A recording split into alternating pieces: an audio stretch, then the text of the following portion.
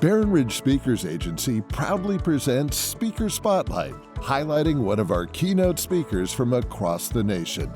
Now, here's your Spotlight host, Mindy East. Hi, I'm joined this afternoon by Dr. Tim Watt, the healthy neurosurgeon and the MD of It's Not Brain Surgery. Tim is a practicing neurosurgeon and an anti-aging doctor. He connects the dots between healthy eating, health and wellness, and brain function, and a longer, more productive life. Good afternoon, Tim. Nice to see you. Good afternoon, Mindy. Hope you're doing well. Thank you. Well, now I get to call you Tim because I'll share with the audience, you and I were in junior high and high school together. So we've been longtime friends, and here we are working together. And you've been with my agency a couple of years now, and I just appreciate you so much. Thank you. You bring such a wealth of wisdom. You're our medical expert, and I'm happy to have you today. So tell me, what are you doing to stay happy and healthy during the COVID-19 crisis? Well, not to whine, happy may be a bit of a stretch. They've pretty much shut my day job down, so I'm living off of my checking account and prayer at the moment. But as you've heard me talk to people about dealing with stress, there are things you can deal with and things you can't deal with, and you need to learn which is which. And so I don't get up every day and wonder if the money's going to run out. It'll last as long as it lasts, and we'll deal with it. Healthy, on the other hand, is easy because, again, what I try to teach and pretty much preach is a healthy lifestyle. It's not something that you do today as opposed to yesterday or tomorrow. So the things that I do in terms of a low glycemic diet, eating organic as much as possible, exercising regularly, taking my supplements, those are things I did before this virus showed up. They're things I'm doing today, and they're the things I'll keep on doing long after the virus has passed. Well, very good. And speaking of supplements, I'm a firm believer. You have me on some amazing supplements, and I have full confidence that I am walking through this healthy, and I appreciate all the things you put me on. Can you share with our audience, what are the main supplements and vitamins they should be taking at this point in time? Sure. First, my disclaimer. I mean, if you want me to be your doctor, we can have a relationship and be your doctor. In a setting like this, we're supposed to say this isn't offering medical advice. And it's also important to understand that in terms of things to do to decrease your chance of getting sick with this virus, we're talking about hedging your bet. I always say Jesus gives guarantees, I don't. So I can't promise you that if you take half a dozen things, you're guaranteed to sail through this. But I know that there are things you can do that will make you healthier and are going to make you less likely to have a problem. At the top of the list is vitamin D. Clearly, vitamin D is not just a vitamin, it's an immune system modulator. And we know that low vitamin D level is directly related to getting viral illnesses. Cold and flu season is because in the wintertime when people aren't out in the sunshine, their natural vitamin D level goes down, and that's when you get the cold. That's when you get influenza, which, by the way, is still killing people even though COVID is around. Mm-hmm. So we know without a shadow of a doubt that having an adequate level of vitamin D in your system protects you from viral infections across the board.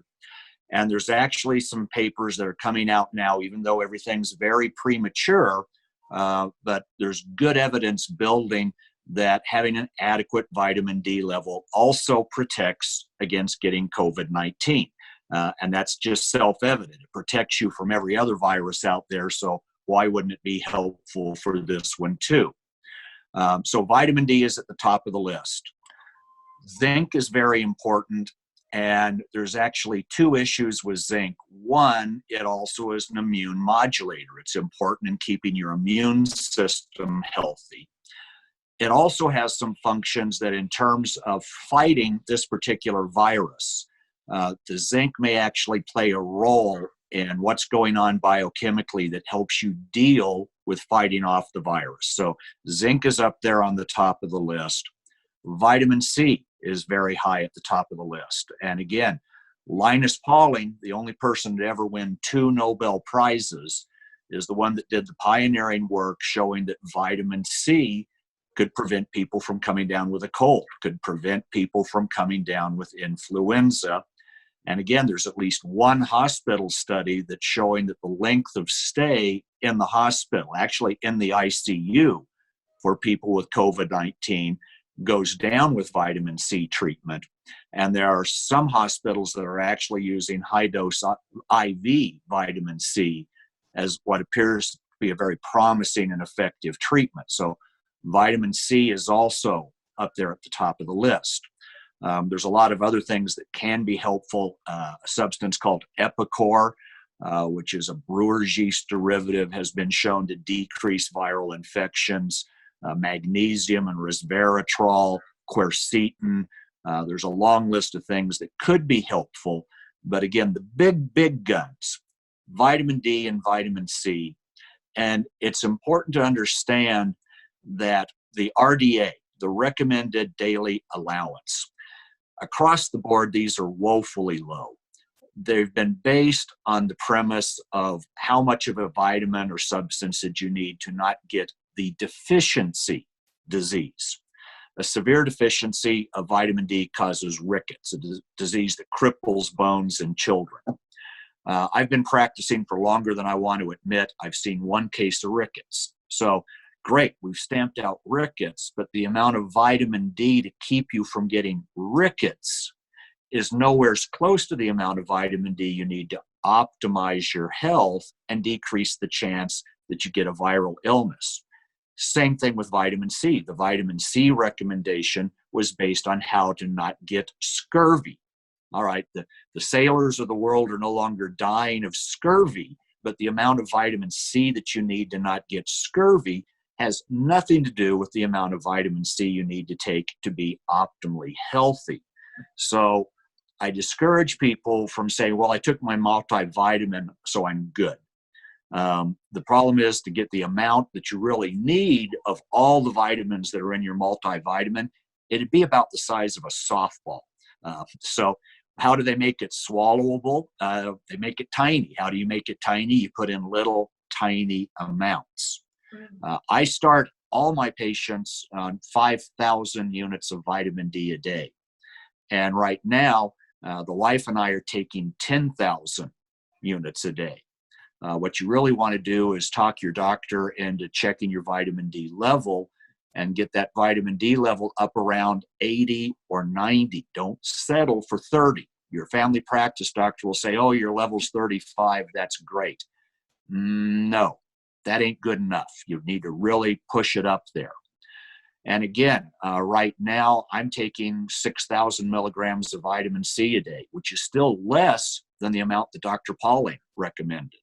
Wow. So most vitamins, you have to use a little caution. You can always take too much of something. But for the most part, when people are taking their supplements, they're taking an insufficient amount. Zinc, most bioavailable zinc capsules are around 200 to 250 milligrams a day. And I used to take 1-3 times a week. And with this virus out there, I'm taking it daily. And I take the Epicor every day. Okay. Well, those are all great points. And help us connect the dots a little bit with the importance of diet as well to go along with this. I've heard some fun things about people saying they're trying to socially distance themselves from their pantry or their refrigerator at this time. And we tend to kind of go towards the comfort foods, but that's not a good thing to be doing, correct? No, it actually is kind of breaking my heart. In the couple of trips I've made to the grocery store and people I've talked to that have made grocery store runs, all the ho-hos and the junk are wiped off the shelves and the fresh produce is still sitting there, which is the exact opposite of what we need to be doing.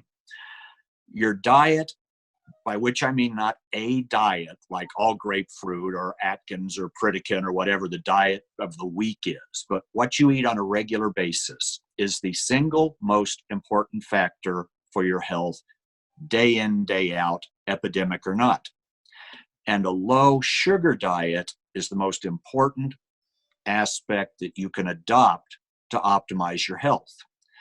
And this is really becoming more clear now than ever, because what we've seen is the two major factors that determine whether somebody becomes deathly ill with the COVID, not just sick, but in the ICU, maybe on the ventilator, maybe dead. Age over 65 and obesity. Now, I'm pushing 65. Mindy's not. She went to school as a baby, and so she's much younger. Don't think this applies to her. But I'm not the least bit scared about my age in this, all right? Because what you're hearing when you watch the news every day is the latest nursing home that's been devastated. Nursing homes aren't full of people that are just over 65. They're full of elderly people, people that have become sickly and decrepit and at baseline ill. Those are the people that are at risk. And that doesn't go hand in hand with just passage of years. If you make the deliberate choices to get healthy and stay healthy, you can be very active, very healthy, very strong in your 60s, 70s, 80s, and that age doesn't become a risk factor any longer. I'm in better health now than I was 30 years ago when I was in the Army. So age 65 is the number one comorbidity for having a problem with COVID. But you have to realize that age 65 painted with a broad paintbrush is saying people that have become elderly and frail. The other one is obesity. And again, the virus does not care about your positive body image. Obesity is a terrible disruptor to your immune system. It doesn't just weaken it, it dysregulates it. It throws it out of kilter. Fat around the belly is actually a hormonally active organ. It produces what are called cytokines, which are like little mini hormones. And the number one that it produces is one called interleukin-6, which triggers terrible inflammation. People that are overweight are in a chronic inflamed state. And this chronic inflammation is what triggers atherosclerosis and heart disease and reactive pulmonary disease and cancer. And one of the things that we think is what's making people very ill in these terrible cases of the COVID patients going to the ICU is what's called a cytokine storm. The body recognizes the virus, the immune system says we've got to fight this off, but it goes completely out of whack. It goes overboard and it produces too much damage, okay? The hydroxychloroquine that's showing promise is used by rheumatologists to treat rheumatoid arthritis and lupus, which are autoimmune diseases where your own body's immune system has gone overboard. What's a similar process going on when people get this virus and draw the short straw and suddenly get this what we call cytokine storm? Well, if because of your obesity, you're already pumping out tons of interleukin-6 and are in a pro-inflammatory state, it does not take much of an insult to then push you over the edge into being deathly ill. And what causes obesity? I'm real sorry, it's what you're shoveling in. Everybody says, well, I can't go to the gym, I'm in lockdown. No, you can't outrun your fork.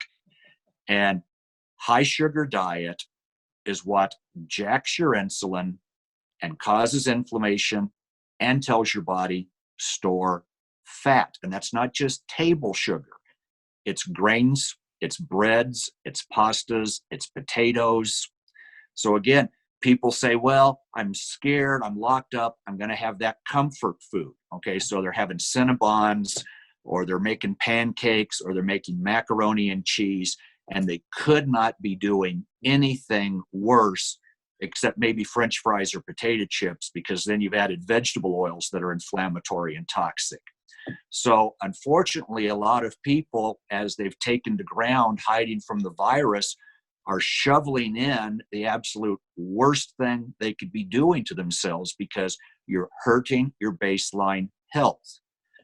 All of us watched National Geographic or Mutual of Omaha growing up, okay? When the cheetah took off after the gazelle herd, it didn't get the strong gazelle, it got the sickly, weak gazelle.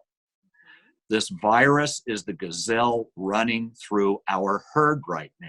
And the people that are feeble, the people that are at baseline sick, the folks in the nursing homes, those are the weak ones that are getting caught by the cheetah. And so what you want to do is say, I'm going to make the proactive choice to not be sickly. A healthy person can get the virus. You can have an excuse or an argument to everything. But across the board, the healthier you are, the more likely it is that when you get the virus, you're one of the people that feels like you've got a bad cold or a mild flu, as opposed to the person that has to go to the hospital, has to go to the ICU, has to be on the ventilator, goes to the morgue. It's your own personal choices that you're making, which is why I started by saying, I'm not changing my lifestyle. I was doing things to be healthy before the virus came, and that's exactly what I'm doing now that the virus is here. Very good. Well, I know one of your YouTube videos that you shared, it's not brain surgery. Sorry, said that wrong. You were talking about the, how we learned to wash our hands when we were 4 years old. So we really shouldn't have to go back and revisit that lesson. But you did bring up a very interesting point about soap and antibacterials that I had never thought of before. Could you elaborate on that? Sure. The wife went to the grocery store today and she came back and gave me the list of the things that weren't there. And at the top of the list is the bacteriostatic, the antibacterial soaps. Well, a virus is a virus. It's not a bacteria. As a matter of fact, it's not even alive in the sense that you and I are alive. It's some nucleic acids, the stuff your DNA and RNA is made out of. And this is covered in a lipoprotein coat. And we can ignore the biochemistry and just say it's covered in fat. And that fatty coat is what the virus has to have to do its job as a virus, to get into your body and make you sick. So what does plain old-fashioned soap do? It emulsifies fat. So when you wash your hands with soapy water, you're cleaning the surface. So if you have bacterial particles or any other grunge on your hands, you're getting rid of it. But it actually kills the virus by dissolving that fatty coat. So you don't need to go get in a knockdown fist fight over the last can of antimicrobial. Snag a bottle of Dawn dishwashing soap. If it'll take the fat off your frying pan, it'll take the fat off of your hands, and it's breaking up that fatty coat that kills the virus. So hygiene is very, very important. I want you to be healthy, but just because you're healthy doesn't mean you should be cavalier.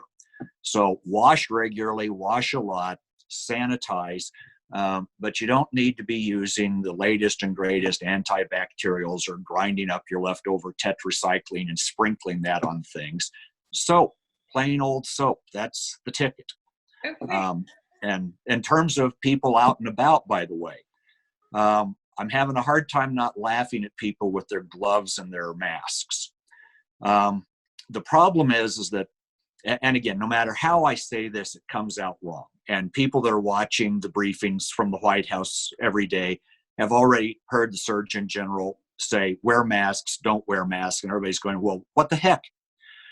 Well, the recanting, the saying maybe not wearing the masks isn't such a good idea, is people tend to not wear the masks and gloves correctly, but then they foolishly think they somehow have a magic envelope of protection around them, and they do things they wouldn't otherwise dream of doing. I see people way too frequently, they've got the mask down here, their nose is sticking out. You have to cover what you're breathing through. And really, for the mask to work, you need to be breathing through the mask, not around it. On Facebook for a while, they were showing pictures of frontline healthcare workers and saying, you know, look how bruised their faces are from wearing their protective gear. None of those folks had any bruises. It's the tape marks, because when I go to the OR, I tape my mask down. And then when you take it off, you're peeling that tape off. So you picture peeling tape off the same part of your skin over and over again. That's why those doctors and nurses look like they've been abused. We're doing it to ourselves. But if you're wearing your mask way out here, breathing around it, it's doing you no good. So I'm not against wearing masks. And up here in South Dakota, everybody's being very good about wearing them. But again, we don't let you drive the car until you take driver's ed. So you need to wear it correctly. And it's the same thing with gloves. As soon as you touch something with your glove, the surface of that glove is contaminated. Years ago, the food service began saying, we're going to have our people wear gloves. And I remember going into the McDonald's. I don't eat there anymore, but I went into the McDonald's, and the kid in back was rubbing his nose with his glove on and then dishing up the French fries. And it's like, well, thank God his snot's not getting on his fingers. It's only getting on your fries. And if he hadn't been wearing the glove, somebody would have probably said, kid, go wash your hands. So people get this wrong notion that the glove is magically killing the bugs. It's not. So when you handle something and then you handle something else, you've transferred whatever was on what you touched to what you touch next. So again, you know, luckily I've grown up living, or not grown up with, but I'm married to a germaphobe long term. So the wife for years, when she goes to the grocery store, wipes down the handle of the shopping cart, which is prudent. I mean, forget the virus. There was probably a kid with who knows what kind of diarrhea sitting in that little shelf before you got there. But, you know, the problem now is that rather than cleaning that off and then washing, people put their gloves on, they handle the cart, they grab everything that they're putting in the cart, which they're then going to put in the car and then get out of the car without gloves on. And in the meantime, they whip out their phone, get on the phone. Well, you might as well just rub your face on the cart handle anyway. So again, I'm not saying that gloves can't be of benefit, but you have to be cognizant of why you're wearing them and how you're wearing them. I mean, when we're in surgery, we put on our gloves, we do the operation, and then we take them off. We don't go to the doctor's lounge and eat lunch with the gloves that are bloody from the patient we just operated on. We don't wear the same gloves to the next surgery. So the problem is you have to be aware of what you're doing and how you're doing it. The gas pump's another place that can be really dirty. And again, a lesson I learned from the wife, because she used to have a diesel pickup, and that diesel fuel is nasty smelling and gets on your hands, smells nasty. So she had a gas pump glove. So you put the glove on, you touch the pump, you pump your gas, but then you don't scratch your face or grab the steering wheel. You take the glove off without touching the part that touched the dirty pump, and you chuck it on the back floorboard, and you don't touch it again until you put it on again. So they can be helpful, but don't kid yourself about their utility. And it's no excuse for not getting back to washing your hands frequently. So I know there's a lot of controversy about opening up the country again. What are your thoughts on how are we going to move forward? And I know this was meant to kind of lessen the curve, but that doesn't mean that it's going to completely eradicate the virus. It'll still be there, right? When they open things up? Yeah, well, and again, this is an important thing for people to realize. A lot of folks didn't take geometry, and a lot of folks who took it slept through it. Flattening the curve is not changing the area under the curve. It's not decreasing the number of people that get sick. It's decreasing the rate, the speed at which people get sick. The concern is overwhelming the hospitals. And you have to realize that a hospital, to be overwhelmed, doesn't need 10,000 or 100,000 people showing up. Hospitals are built typically with state certificates of need based on the community they're serving. All right. Down in Wichita, Wesley or St. Francis would not have an emergency room with 2,000 beds or an ICU with 1,000 beds because it would sit there empty. It would be a huge loss of money, and the state would never give you permission to do it anyway. So the problem is, because remember, people are still having heart attacks and strokes and all the other stuff that comes day in, day out. So you have 15 or 20 people show up really sick at once, and the hospital can be overwhelmed, especially when you think they have a contagious disease and you have to stop and wipe down everything and clean everything before another person can be brought in. So the idea of not overwhelming the hospitals was very important, especially for hotspots like New York City.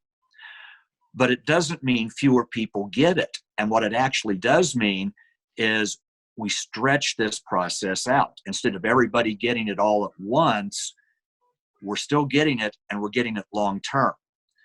So the good news is, I frankly am confident that there's more people that have this out there than we already know, because we're not yet set up to test everybody. Mm-hmm. When you hear these scary numbers on the news every night with death rates and hospitalization rates or even infection rates, back to math class, that's a fraction, okay? It's the numerator of how many people died or how many people are in the hospital or how many tested positive over the denominator of how many people. And if you're talking about the death rate, that's how many people died over how many people have it. Well, since we're not testing everyone, and since it's really becoming apparent that the vast majority of people that get COVID-19 don't get deathly ill. They have kind of a bad cold or a not so bad flu, or they feel a little sick, but a lot of them don't even go to the doctor. They need to be in that denominator, but they're not, because they weren't sick enough to come into the hospital and get tested. So if your numerator's 2 and your denominator's 4, then your death rate's 50%. But what if your numerator's 2 and your denominator's 100? Your death rate is 2%. So again, I'm not saying be cavalier and don't take this as a serious illness, but I'm confident that a lot more people have been exposed and have this than we're aware of. So that tells us 2 things. One, there's a lot of people out there that aren't getting deathly ill. So you don't need to be in a panic that if you catch this, it's the end of days. This is not the Black Plague. And number 2, in terms of when can we really come out? You know, we're both Kansans, so our state film is Wizard of Oz, and I keep picturing Glinda the Good Witch saying, "You can come out now." When we all come out, all you need is one wicked witch out there, and the problem starts all over again, which is why Dr. Fauci keeps talking about resurgences. When that resurgence goes away is when a certain baseline percentage of the population, which for most epidemiologists is 70%, have already been exposed and have immunity.